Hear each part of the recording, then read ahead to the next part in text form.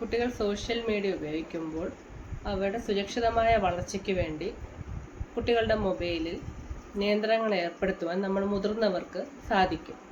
അങ്ങനെ അതിനു വേണ്ടുന്ന നിരവധി ആപ്ലിക്കേഷനുകൾ ഉപകാരപ്രദമായിട്ടുള്ളത് ഇന്ന് നിലവിലുണ്ട്.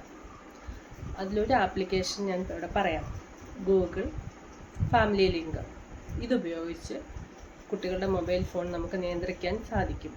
അതെങ്ങനെയാണെന്ന് വെച്ചാൽ അതിനകത്ത് നമുക്ക് കുട്ടികളുടെ പ്രായമനുസരിച്ച് സെറ്റ് ചെയ്യാൻ കഴിയും. അതിലൂടെ കുട്ടികളുടെ സ്ക്രീൻ ടൈമും നമുക്ക് സെറ്റ് ചെയ്യാൻ കഴിയും. അനാവശ്യമായ വെബ്സൈറ്റുകൾ ഓട്ടോമാറ്റിക്കലി അവർക്ക് ബ്ലോക്ക് ചെയ്യുകയും ചെയ്യുന്നുണ്ട്. കാരണം കുട്ടികൾ സ്കൂളിൽ പോയിട്ട് വന്ന ശേഷം അവർ ഹോംവർക്കുകളൊക്കെ ചെയ്ത ശേഷം നമ്മളും കൂടെ ഇരുന്ന് അവരോടൊപ്പം മൊബൈൽ കാണുന്നത് അഭികാമ്യമാണ്.